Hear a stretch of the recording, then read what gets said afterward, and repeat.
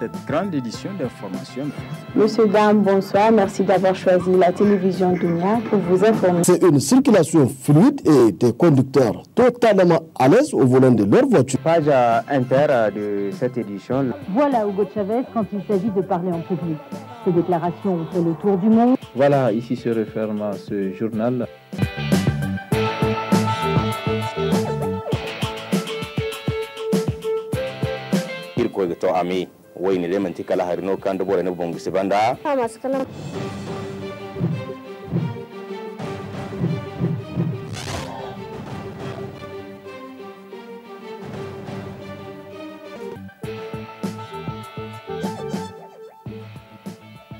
Cette grande édition d'information. Monsieur, dame, bonsoir. Merci d'avoir choisi la télévision Dunia pour vous informer. C'est une circulation fluide et des conducteurs totalement à l'aise au volant de leur voiture. Page inter.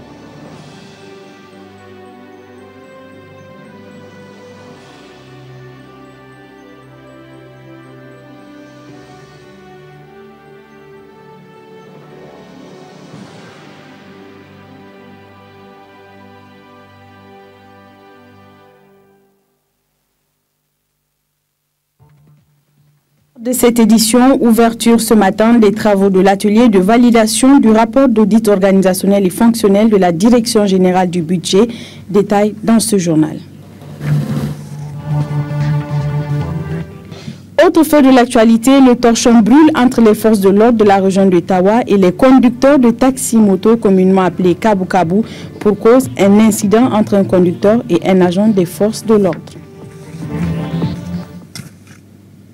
Voilà pour le sommaire. Monsieur, dames, bonsoir. Ravi de vous retrouver pour cette grande édition d'information sur la télévision Dunia. Je vous le disais, ouverture ce matin à Niamey des travaux de l'atelier de validation du rapport d'audit organisationnel et fonctionnel de la Direction générale du budget, une cérémonie présidée par le secrétaire général du ministère des Finances. Compte rendu, Moudi Moussa. Insuffler une dynamique nouvelle, mais aussi un management conforme à la logique axée sur la culture de la performance, notamment dans le domaine de préparation, d'exécution et de suivi budgétaire. Voilà l'objectif recherché à travers l'initiation du présent atelier de validation du rapport d'audit organisationnel et fonctionnel de la Direction générale du budget, organisé sous l'égide du ministère en charge des Finances. L'un des enjeux majeurs de la réforme des finances publiques, tant au niveau communautaire que national, est de migrer d'une culture de moyens à une culture de résultats. À cet effet, les actions de notre département ministériel doivent contribuer dans une large mesure à l'efficacité globale de l'action gouvernementale. Il importe de temps à autre de faire une revue des procédures et autres outils pour s'assurer de la capacité des 10 services dans l'atteinte des objectifs et résultats dont les valeurs fondamentales ont pour socle le professionnalisme, l'équité, la transparence, l'esprit d'équipe, la solidarité. Au secrétaire général du ministère des Finances, M. Taher Hassan, de revenir également sur les deux paramètres actuellement pris en compte par les services compétents en vue d'évaluer les différentes structures ainsi que leurs principaux responsables. L'intensification de la culture de la performance, matérialisée par les contrats de performance qui sont au stade de signature. La disponibilité d'un système d'information efficace en matière de gestion du programme qui est en cours avec les différents câblages et applications développées au niveau de la direction de l'informatique financière sur le financement de la Banque mondiale. Des assises qui interviennent à point nommé de l'avis de certains participants pour qui ce présent atelier permettra surtout d'évaluer l'organisation actuelle de la Direction générale du budget en rapport avec les multiples et importantes réformes institutionnelles intervenues au sein du ministère des Finances dans le cadre de la gestion des finances. Comme on le dit, nous sommes dans un espace communautaire. Il y a beaucoup de réformes qui ont été initiées au niveau communautaire et qui sont introduites dans l'ordre national. Donc nous devons appliquer. Donc pour être appliqué, il faut voir le dispositif qui est en place, il faut voir est-ce que les agents, est-ce que le cadre, est-ce que les outils, est-ce que les différents instruments sont performants, est-ce qu'ils peuvent atteindre l'objectif que fixe l'espace communautaire. Donc c'est tout ça qui sera examiné au cours de cette matinée, de cette journée. Les conclusions issues du présent atelier sur l'audit organisationnel et institutionnel permettront ainsi au ministère des Finances d'avoir une vision précise, notamment sur la question relative au renforcement des capacités tant de ses collaborateurs que de ses partenaires dans les différents ministères sectoriels.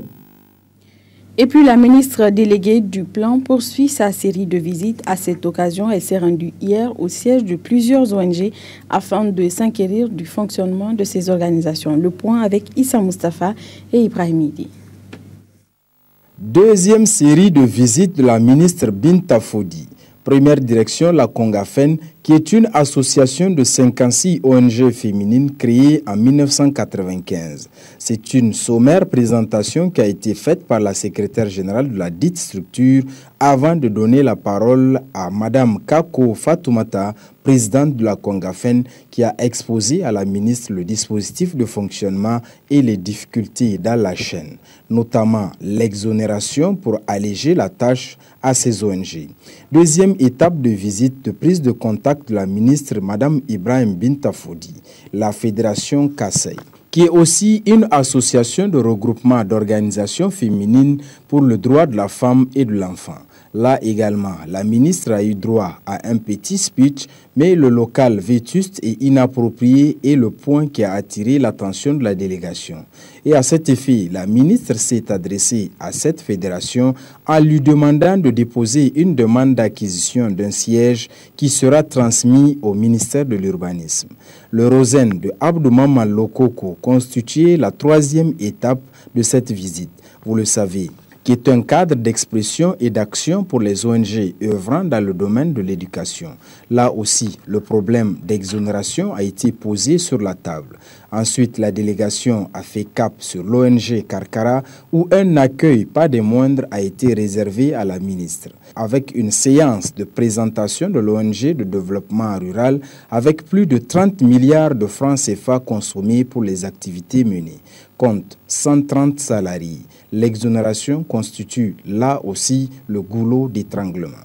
Dernière étape, l'ONG Al-Fala, qui œuvre dans le domaine islamique, mais aussi des actions de développement.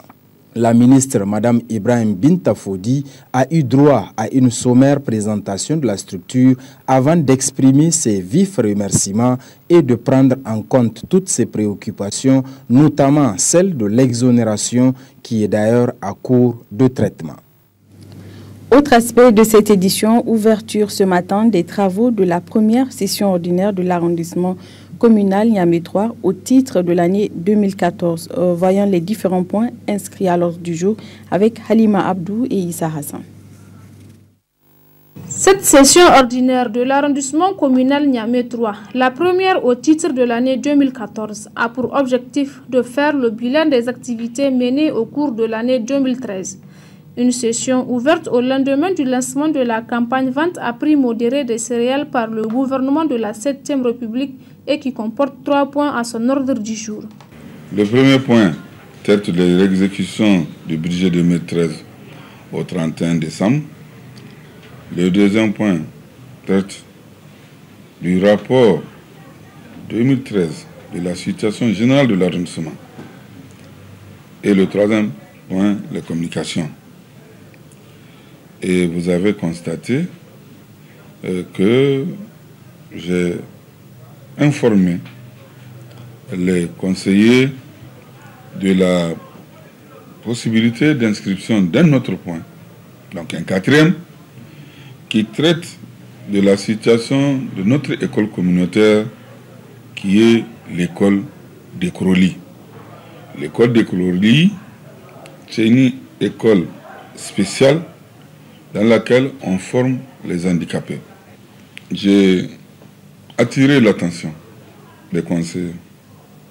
Je les ai exhortés à aider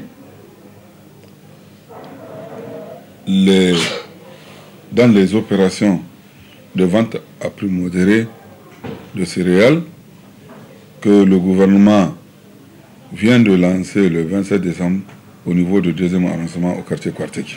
Une session rehaussée de la présence du maire, président du conseil de ville de Niamey, qui a par ailleurs félicité le maire et ses collaborateurs pour la tenue de ces assises. Hassan Seydou devait par la même occasion exhorter les conseillers à continuer dans le même sens, notamment vu les multiples progrès enregistrés par l'arrondissement communal Niamey 3 en matière de recouvrement de taxes et impôts. Ainsi, au cours de cette session qui durera 3 jours, l'ensemble des points relatifs au bon fonctionnement de l'arrondissement 3 de Niamey seront passés à peigne fin par les participants. Dans le même registre, le conseil du 2e arrondissement de Niamey a également procédé à l'ouverture de leur première session ordinaire au titre de l'année 2014. Le point avec Hima Seibou et Ibrahim Idi. L'état d'exécution du budget de l'exercice 2013, le rapport 2013 de la situation de l'arrondissement, tels sont les points inscrits à l'ordre du jour de cette première session ordinaire du 2e arrondissement. Tout en remerciant les conseillers pour la disponibilité dont ils ont toujours fait montre et convaincus de la pertinence des points inscrits à l'ordre du jour, le maire du 2e arrondissement a exhorté les conseillers à faire preuve de vigilance et de responsabilité afin de pouvoir répondre avec efficacité aux préoccupations des populations. Cette première session ordinaire de notre conseil de l'année 2014, dont l'ordre du jour porte essentiellement sur la situation d'exécution du budget de l'année 2013 et le rapport de la situation de l'arrondissement s'inscrit dans la ligne droite des dispositions de notre Code général des collectivités territoriales, notamment à son article 80. En effet, durant 4 jours, nous serons amenés à examiner et à adopter les points inscrits à l'ordre du jour en vue de les transmettre au conseil de ville de Niamey.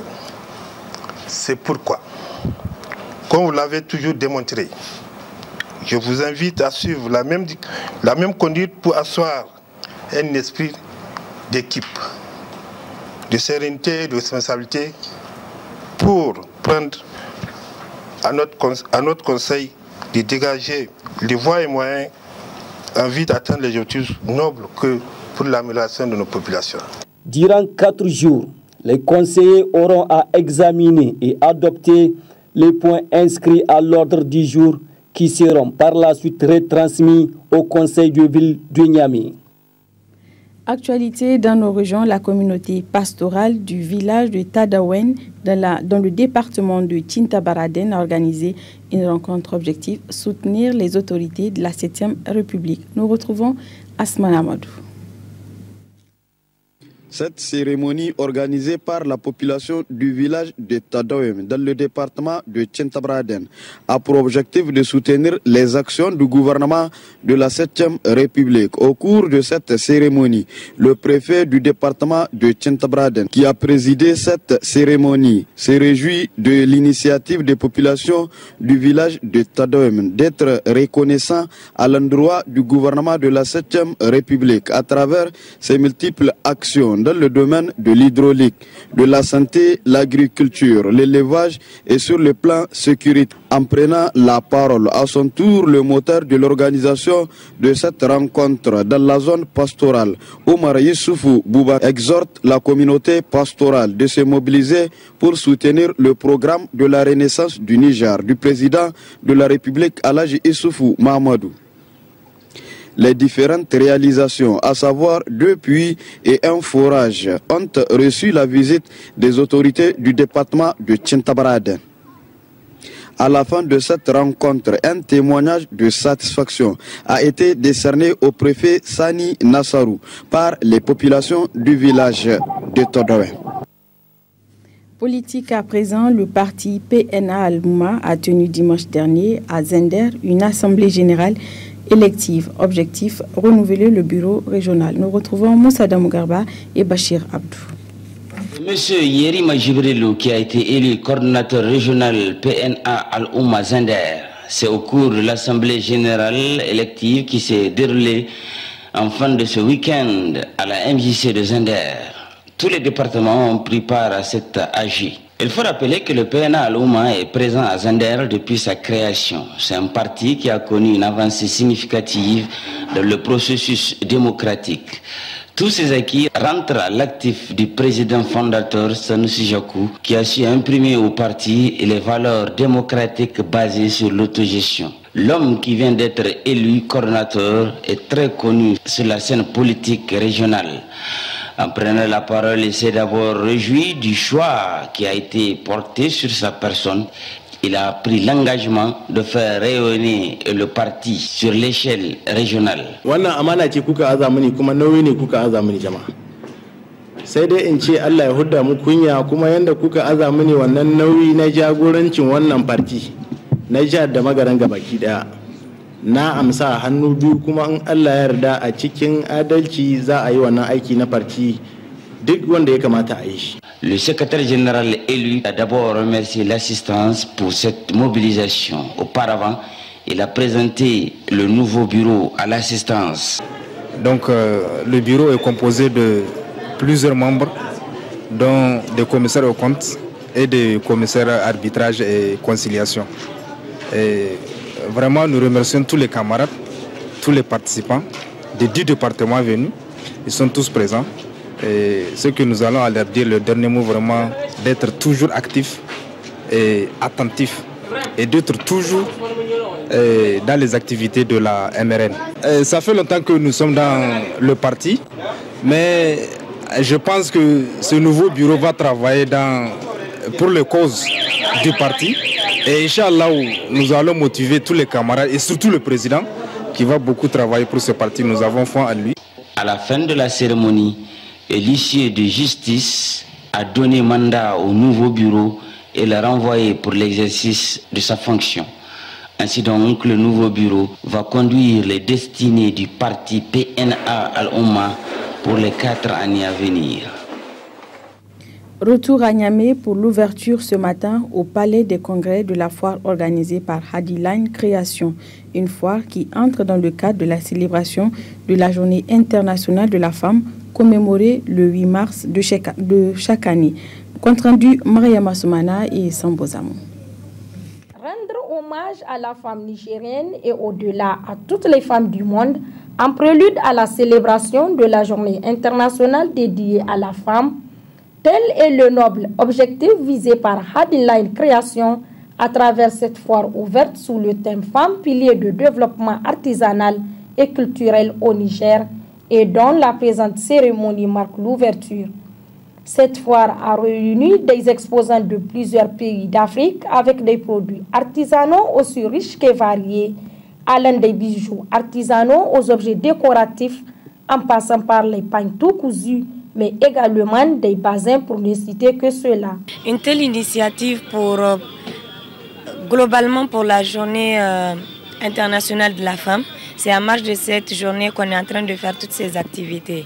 Et particulièrement, c'est pour rendre un hommage à la femme, cette femme qui se bat pour survivre, cette femme qui se bat pour se faire connaître et cette femme qui se bat pour faire valoir sa place au sein de notre société. Invités, nous avons entre autres le Tchad, la Mauritanie, le Togo, le Bénin, le Sénégal qui n'a pas pu être là à stand complet parce qu'ils avaient 3 stands et nous avons le Bénin, nous avons le Burkina Faso et le Mali. Entre autres, nous avons des stands pour les centres de métiers d'art du Niger, le musée national et les coopératives qui nous ont le plus aidés, ce sont celles du village artisanal de Wadata. Donc comme vous le voyez, ils nous ont offert les stands et ils font partie de l'organisation. Procédant à l'ouverture de cette foire, la directrice de cabinet de la ministre du Tourisme et de l'Artisanat a d'abord salué le talent de cette initiative entreprise par Hadiline Création avant d'exhorter le public à s'y intéresser. C'est une fille qui toujours réussit ce qu'elle veut. Et nous encourageons la jeunesse dans ce sens. Tout début est difficile et on souhaite que ça marche et que ça soit vraiment grand à l'avenir. Et nous avons confiance en elle, ça va marcher. Nous avons presque tous les produits, c'est une bonne chose. Et nous demandons aux femmes de venir acheter. En marge de cette foire, plusieurs activités sont prévues, dont, entre autres, des conférences, un concours de danse traditionnelle, le tout couronné par la grande soirée défilé de mode africaine prévue pour ce vendredi 7 mars prochain au Palais des Congrès.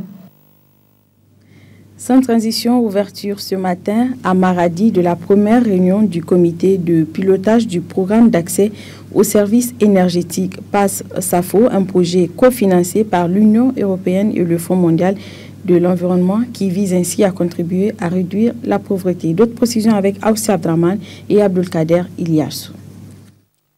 Atteindre les objectifs du millénaire pour le développement d'ici 2015 en contribuant au développement socio-économique des populations rurales de la région de Maradi en particulier et celle de notre pays en général constitue le but essentiel de cet atelier initié par le programme d'accès aux services énergétiques, le PAS-SAFO. En prononçant son allocution à l'ouverture de cette cérémonie, le président du conseil régional de Maradi a loué les efforts de cette ONG de développement dans l'œuvre de construction nationale. Ce projet est un défi pour nous. Ce projet, c'est un projet pilote, un projet national pour l'accès à l'énergie pour nos populations rurales. Et Dieu a fait en sorte que ce projet se trouve dans la région de Maradi et précisément pour la commune de Safo. Le coordonnateur du PAS-SAFO affirme que ce projet a une envergure nationale car le développement socio-économique de tout pays dépend du développement du secteur énergétique et le PAS-SAFO est un modèle nouveau d'accès aux services énergétiques des communautés rurales. Ça nous fait 2 ans de mise en œuvre de ce projet, mais il n'y a que 2014 qui nous a permis de mettre en place un comité de pilotage. Et ce projet a la mission d'accompagner, de suivre et de contrôler les activités que le projet est en train de mener dans la commune de Safo. C'est un comité d'envergure régionale, à l'image d'un comité qui est actuellement aussi mis en place à Niamey, c'est le comité national multisectoriel énergie.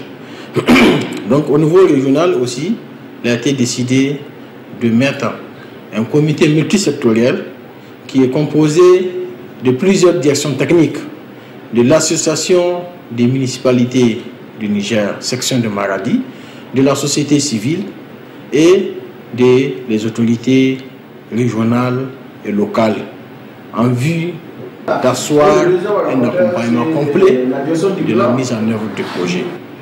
Et pourquoi multisectoriel? C'est parce que l'énergie, elle est transversale, ce qui veut dire que nous touchons plusieurs secteurs. Or, chaque secteur a sa politique, effectivement, propre à lui. Alors, en mettant en place un comité multisectoriel régional, ce qui nous permettra d'avoir, en tout cas, de permettre plutôt à chaque service technique d'avoir un regard sur l'accompagnement que le projet mène dans sa politique sectorielle. Cette initiative du PAS-SAFO est importante à plus d'un titre, car elle intervient au moment où les autorités de notre pays ont fait du combat de l'indépendance énergétique une préoccupation nationale. Cet atelier du PAS-SAFO est donc une réponse à ces préoccupations en milieu rural. Le projet P, à travers le développement PDF2, a initié à Tawa une formation des enseignants des écoles coraniques. Objectif, améliorer les connaissances de ces enseignants. Nous retrouvons Asman Amadou. Vertu civique de la paix, la tolérance, l'acceptation de la différence et le refus de la violence. C'est le thème retenu au cours de cet atelier de formation des enseignantes et enseignants de la commune de Tawa, organisé par la coordination régionale PDF2. À l'ouverture des travaux de cette formation, le coordinateur PDF2 Tawa, le secrétaire général du gouvernorat de la région, Al-Farouk Afelan, qui a présidé cette cérémonie, ont à tout pris la parole pour exhorter les participants à suivre attentivement les présentations des différentes communications tout au long de cette formation. Dans son discours, le maire de l'arrondissement communal de Tawa se réjouit de cette initiative. Je me réjouis de la tenue d'une telle formation qui vient à point nommé parce qu'elle rentre parfaitement parmi les préoccupations si chères aux plus hautes autorités de notre pays, au premier rang desquelles son Excellence El Hadji Issouf Mahamadou dans son programme de renaissance. Je voudrais ainsi féliciter le projet USAID PDF 2 dans tout ce qu'il entreprend à l'endroit des bénéficiaires de notre commune à travers les multiples réalisations au profit des jeunes, dont l'objectif principal est de renforcer la stabilité et d'accroître la résilience des communautés à l'extrémisme violent.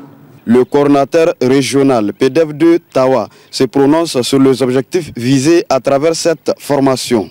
L'objectif de cette formation pour les enseignants et les enseignantes des écoles coraniques, c'était sur 4 thèmes qui sont sur le civisme, la paix, la tolérance et le pardon de soi-même. Cette formation a été organisée à l'intention de tous les écoles coraniques que le programme PDF a identifié le renoncement de Tawa et pour les amener à disséminer des manuels de formation pédagogique moderne.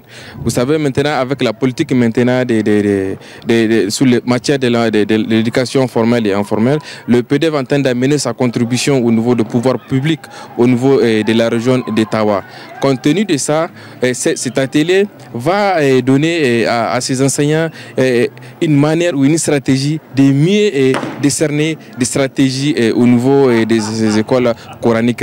À la fin de toutes ces interventions, comme il s'agit de la question de la paix, les autorités communales et régionales de Tawa ont demandé à ces leaders religieux de lire une fatia suivie des invocations pour que la paix règne au Niger. Je vous le disais, le torchon brûle entre les conducteurs de taxi-moto de la ville de Tawa et les forces de l'ordre. Une situation qui découle des malentendus entre les forces de l'ordre et un conducteur de taxi-moto. D'autres précisions avec notre correspondant régional, Asman Amadou. Ce n'est pas la première fois que les jeunes de la ville de Tawa qui exercent l'activité de taxi-moto, communément appelée Kabou-Kabou, pour subvenir à leurs besoins. Une activité qui permettra à ces jeunes de rompre avec le chômage, le manque de pièces nécessaires pour exercer cette activité, véritable source de conflit comme vous le constatez à travers ces images, partout dans les grandes artères de la ville de Tawa et aux alentours du grand marché, c'est de la flamme, suivi des tourbillons de fumée. C'est par cette procédure que ces jeunes manifestent leur mécontentement suite aux actes posés par la police routière en exercice de leur métier sur la voie de la société de l'exploitation des eaux du Niger en allant vers la boutique Okaza. Un policier et un conducteur de taxi-moto Kabou-Kabou se sont mal compris sur ce tronçon où stationnent des gros porteurs. Le policier, en voulant prendre la moto, le jeu se trouve par terre. La victime blessée a été évacuée au centre hospitalier régional de Tawa le lundi 3 mars 2014 aux environs de 19h. Le gouverneur de la région de Tawa, dans la même nuit, a promis aux manifestants de rester calmes en attendant une rencontre entre le syndicat de cette structure, les municipalités et les forces de l'ordre pour trouver des solutions à cette situation. Les manifestants n'ont pas attendu cette rencontre le mardi 4 mars 2014 dans la matinée. Ces jeunes ont encerclé les alentours du marché et les grandes artères de la ville en brûlant les pneus. Les manifestants ont attaqué la fada du chef de canton de la ville de Tawa. Le vice-maire de la ville, Moussa Massalati, et l'une de l'équipe des forces de l'ordre étaient à la devanture de la maison du chef de canton pour sécuriser l'endroit. Le chef était absent. Pourquoi attaquer chez lui à cause de ce problème? Pour l'instant, nous n'avons pas de réponse à cette question. Ce problème mérite une réflexion profonde entre les autorités administratives et coutumières de la région de Tawa, les parents, les différentes structures de syndicats de taxi-moto Kabou-Kabou, afin de trouver des solutions idoines le plus vite possible. Autre aspect de cette édition, le complexe scolaire privé ASIFA et l'Institut nigérien d'informatique et de maintenance électronique INIM ont organisé un voyage d'études au parc régional du W. Objectif, permettre aux élèves et étudiants de visiter le parc et étendre leurs connaissances. Le compte-rendu de nos envoyés spéciaux, Idi Maman Seraji et Sambozamou. L'éducation a ton coutume de dire est la base de tout développement. Et pour qu'elle réponde convenablement à ce besoin, l'éducation nécessite de l'inspiration, de l'imagination et de la créativité. C'est conscient de cette réalité que l'Institut nigérien d'informatique et de maintenance électronique INIM et le complexe scolaire privé ASIFA organisent cette excursion à l'endroit de leurs étudiants.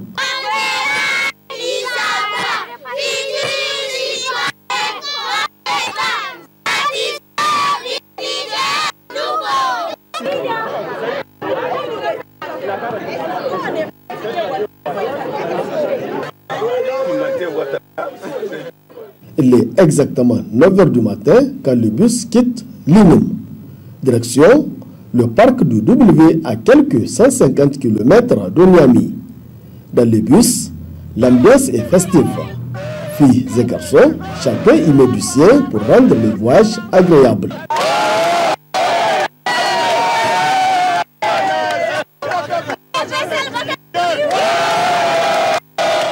Au fil des kilomètres sur une voie tantôt bitumée, tantôt latéritique, l'ardeur et l'effervescence s'amenuisent, laissant place à la fatigue.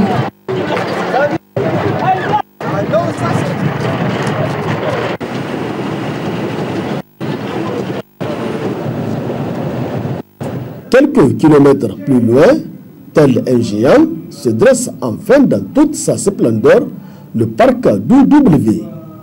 Maintenant, tout le monde peut descendre du bus et contempler les lieux. Une fois cette curiosité satisfaite, place à présent à l'inspection des chambres.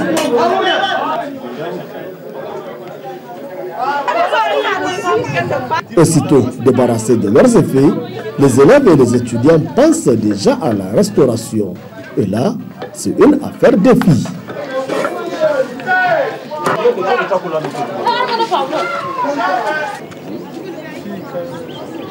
En attendant la préparation du repas qu'ils peuvent manger à leur retour, les enfants s'apprêtent déjà à effectuer leur excursion dans le parc. Ici, on peut voir des gazelles. De ce côté, ce sont des éléphants en train de se laver dans la tapoua qu'on aperçoit. Dans l'eau, les crocodiles du Nil amusent les enfants. De cette excursion, que retiennent les élèves? J'ai vu des cochères, des gazelles, des éléphants, tout. Je me sens très bien après avoir vu des animaux sauvages. J'ai vu des éléphants, des gazelles, des antilopes. Je suis contente. Cette excursion, ça permet aux enfants de découvrir les animaux sauvages et ça leur permet de changer un peu d'atmosphère. L'initiative est venue du fondateur, Neige Yaya Amadou. Il a proposé aux enfants d'aller découvrir un peu les animaux sauvages. On a dit qu'il n'y a pas de problème et on a fait la proposition et les parents ont donné leur accord. De retour de la randonnée et en attendant le repas du soir, les enfants s'adonnent à une activité autant ludique qu'instructive. Un jeu de questions-réponses destiné à juger le degré de leur connaissance. Écoutez, j'arrive. Après la distraction, place à présent au repas du soir avant le retour des enfants à Niamey. Les étudiants, quant à eux, doivent passer la nuit au parc afin de découvrir à leur tour les merveilles qu'offre celui-ci et l'exploiter ainsi dans le cadre de leur formation. Ce genre de voyage d'études n'est pas le premier qu'organisent les deux établissements dans le cadre de la formation de leurs étudiants. Il permet l'éclosion de l'intellect et facilite l'imagination et l'esprit de créativité chez l'enfant et l'adolescent. Pour vraiment forger le destin, il n'y a pas mieux que l'INIM et le complexe scolaire privé ASIFA. À présent, la partie magazine de ce journal est consacrée à la caravane d'Orange Niger en mode 3G+. Cette semaine, la caravane s'est installée au stade général Séni Kountché de Niamey. Très bonne réception et belle fin de soirée à tous nos téléspectateurs. Au revoir.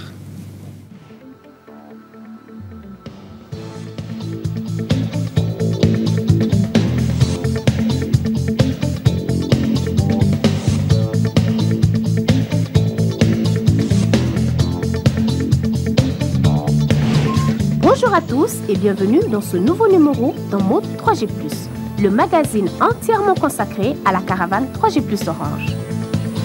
Au programme de ce soir, nous aurons un aperçu du déménagement de la caravane de l'université de Niamey vers le stade général Séni Kountché.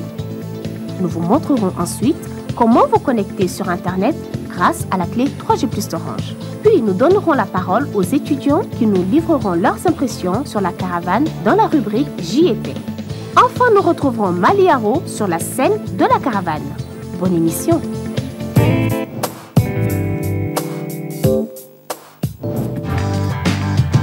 Cette semaine, la caravane Orange 3G+ a changé de site. Elle a quitté l'université Abdou Moumouni pour se rendre au stade général Séni Kountché pour 2 semaines. Retour sur ce déménagement.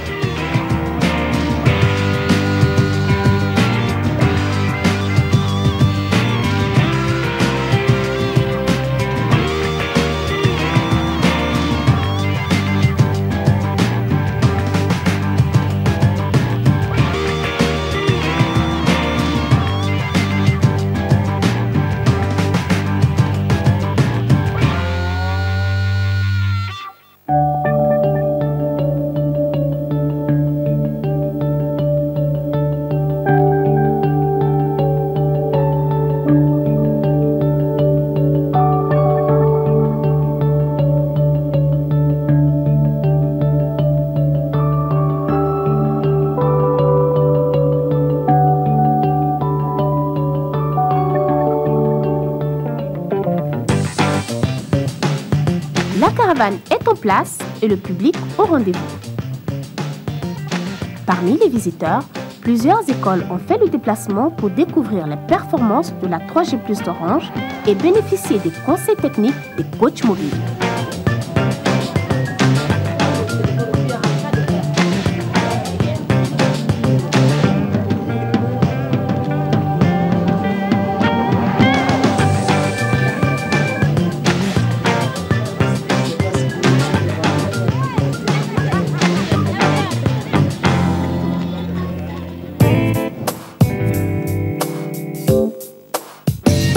Savoir sur la connexion Internet avec la clé 3G+ d'Orange, c'est dans la démo en 1 minute chrono. Ici, c'est les stands d'Internet sur ma clé. Comment marche l'Internet sur ma clé, comment on fait l'installation sur ma clé et sur l'ordinateur. Il suffit juste de prendre la clé, de mettre ça sur l'ordinateur. L'installation est simple. Vous allez voir un petit tableau qui va s'afficher. Le oui ou le non, vous cliquez sur le oui. Après, vous allez voir accepter, accepter, jusqu'à cliquer installer et vous cliquez sur l'installer. Et l'installation se fait automatiquement.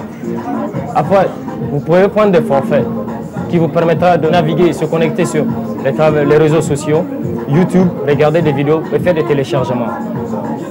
Il y a différentes sortes de forfaits qui sont là. Des forfaits journaliers et des forfaits mensuels. Pour souscrire au forfait, vous faites le dièse 225 dièse. Et pour envoyer à partir de votre portable, vous envoyez week-end pour avoir le forfait de week-end qui est à 3500 francs au 25-25, ou bien vous envoyez jour qui est 500 mégas aussi, qui vous donne une validité de 24 heures. Vous envoyez jour au 25-25.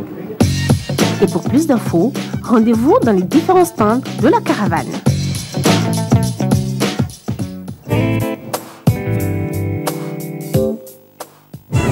Cette semaine, les étudiants du complexe scolaire Manou Diatta nous disent tout sur la caravane Orange 3G+. Bon, je suis venu à la caravane pour essayer de découvrir l'Internet 3G et puis la rapidité de l'Internet. Je suis venu ici pour me TCP et étendre mes connaissances dans le domaine de l'informatique. J'ai accepté de venir ici pour pouvoir voir les avantages de cette caravane et voir aussi le plus que ça va m'apporter. Par exemple, avoir accès à un Internet gratuit via Wi-Fi et plein de connaissances. Avant, je ne voyais ça qu'à la télévision. Je suis venue pour avoir plus de détails sur la connexion. J'ai découvert la nouveauté et le prix vraiment imbattable. Surtout que je me suis rendu compte aussi que Orange fait vraiment des merveilles. C'est vraiment trop cool parce que ça aide beaucoup les élèves sur leurs recherches, sur leurs recherches en savoir plus sur leur exposé. L'avantage, c'est qu'on a accès au Facebook, au Twitter, YouTube, WhatsApp et plein d'autres. Et on peut télécharger facilement des sons, des musiques. Et je pense que pour les jeunes, c'est quelque chose de très formidable. Ça permet de voir, comment on appelle, des matchs de football en direct, surtout que je suis un accro, des vidéoclips. Donc vraiment, c'est des merveilles. Je pense que c'est vraiment efficace par rapport aux autres connexions. Parce que c'est simple, rapide, aussi c'est sécurisé. Orange contribue vraiment à l'émancipation et la domaine participative des élèves, si je pense le dire. Parce qu'aujourd'hui, on a eu à nous inviter ici pour venir découvrir ce que beaucoup d'entre nous ne connaissent pas. L'appel que je vais lancer pour les jeunes, c'est de venir à la découverte de cette caravane parce que c'est très fantastique. Je suis là avec mes amis, je me suis bien amusée. Le personnel est accueillant. Ils m'ont fait la configuration sur un portable d'Internet. Ils m'ont appris comment faire des téléchargements sur YouTube et WhatsApp et autres. Voir quoi. J'ai découvert aussi le nouvel appareil, le Flybox. Franchement, ça m'a beaucoup ébahi. Orange Niger nous a amené un mode de connexion très efficace et elle est très rapide, fiable et très sûre encore. Orange Niger, merci beaucoup. L'Internet change avec Orange, la vie change avec Orange.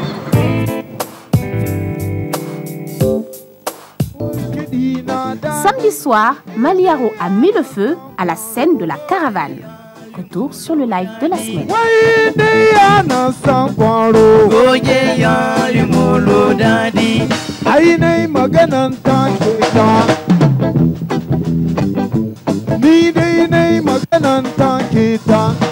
Wanda ya zo daga zandar in ya ce konya mai yayi mai gai kwara na gahira suka saya ma mai ga kona mai gaido mai ga kona mai gaido mai ga kona mai gaido mai ga kona mai gaido mai ga kona mai gaido mai ga kona mai gaido mai ga kona mai ga soro mai ga soro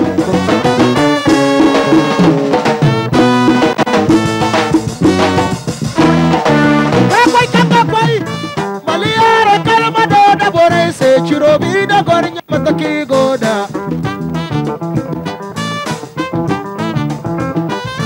matkul kan chirobi tinda wallahi gornya ya ga fombu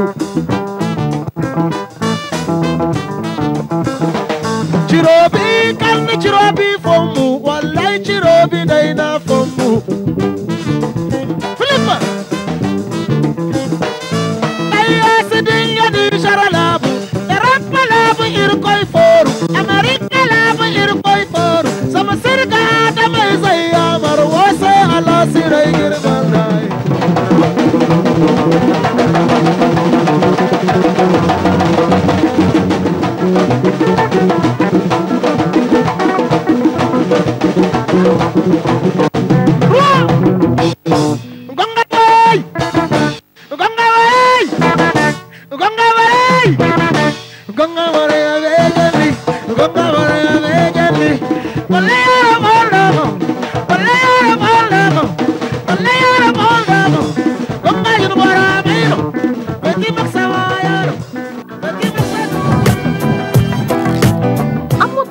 C'est fini pour aujourd'hui. On se retrouve au prochain numéro. En attendant, venez profiter de la caravane pour augmenter vos connaissances sur la 3G+ Orange jusqu'au 8 mars au stade général Sénécoutier de 16h à 21h.